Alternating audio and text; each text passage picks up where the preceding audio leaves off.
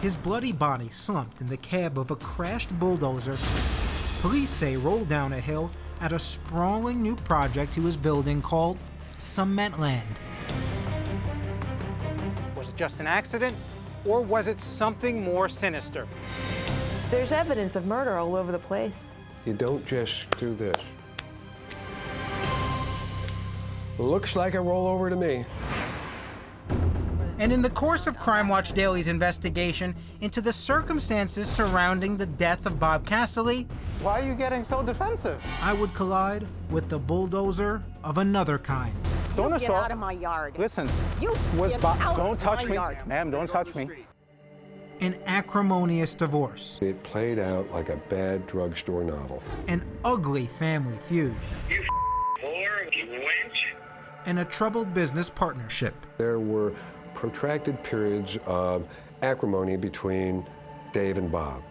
Such were the final days of Bob Cassilly, We want to keep ourselves fresh by keeping ourselves slightly out of control. an eccentric 61-year-old sculptor who became legendary, turning what many would consider discarded industrial junk into works of art at his city museum in St. Louis. It became very quickly not just a local attraction, but a destination from around the world. A kind of interactive Disneyland of planes, trains, automobiles, and Bob's unique cement sculptures. What he did was he created a museum for children that was so overpoweringly creative that even adults who wouldn't in a million years think of going alone chose to go alone. And Albert Watkins, a St. Louis attorney hired to investigate his mysterious death, says Bob's private life was as unconventional as his artwork. His second wife, Gail, being a Catholic nun who would choose her love for Bob over her religious calling. From being in a nunnery to being in a marriage with Bob Cassilly. Bearing him a daughter, Daisy, and a son, Max, before their marriage ended in a highly litigious, drawn-out, and bitter divorce 19 years later. So is it fair to say that there was animus between Gail and Bob? From the outside looking in, there was no love lost between these two individuals. Gail would sell her 50% ownership in City Museum to Dave Jump, a St. Louis businessman and financier, who keeps such a low profile, there were no pictures of him available to Crime Watch Daily. What was the relationship like between Bob and Dave? I mean, did they butt heads a lot? Well, it's very clear from the research that we've done that there were protracted periods of acrimony between Dave and Bob. And I can only imagine that Bob, from a business standpoint, would be very, very difficult to work with.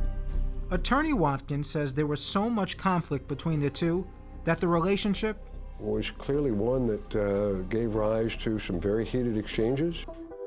Watkins says Jump was particularly upset that Bob was self-financing and building Cementland, an old cement factory that he was turning into a 55-acre industrial playground even more adventurous than City Museum. Cementland was going to be more powerful in its influence of those who visited it than anything that City Museum could ever imagine. So in effect, Bob was diluting the brand of City Museum.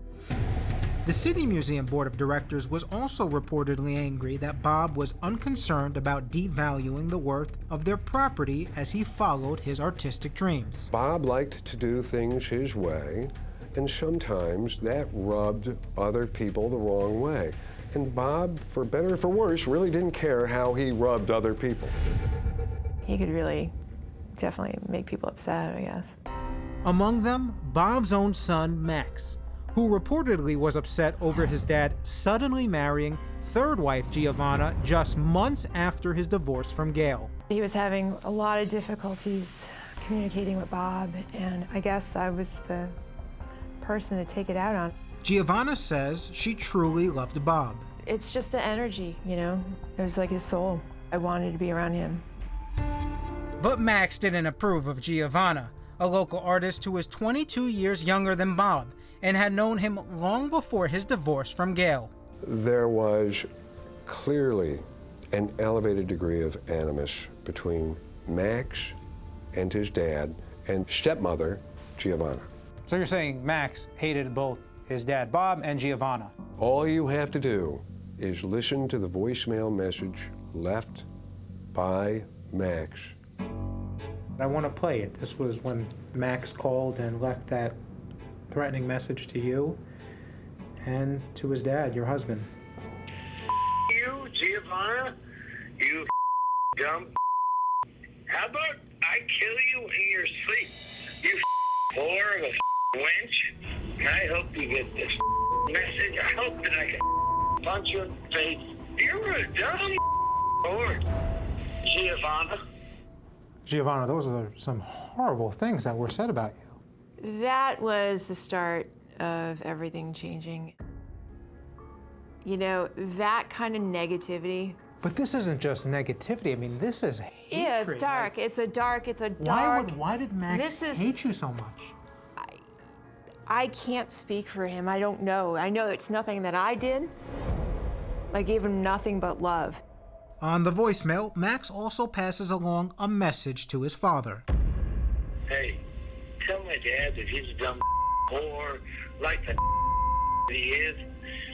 Why doesn't he love me? He'll love you more than he loves me. It demonstrates a very angry young man, very hate-filled, almost begging for attention. A terrified Giovanna would take out a restraining order against Max. There's something about a death threat when you know it's not a joke or a prank or anything. When you know that's like, there's real anger in that threat. Max would further express that anger 4 months later. While Bob and Giovanna were away in Hawaii, they say Max broke into their loft home at City Museum, reportedly having a sex romp in their bedroom. I don't know. Seems a little twisted to me. And next, the Bob Cassilly saga explodes into crazy violence before he's found dead in his bulldozer. He has blood all over him. He has gaping head wounds.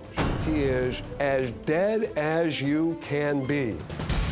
Despite evidence of what his wife thinks is foul play, few will accept that Bob may have been murdered, even getting furious just at the suggestion of it. Are you filming me? Whoa. Don't assault our cameraman.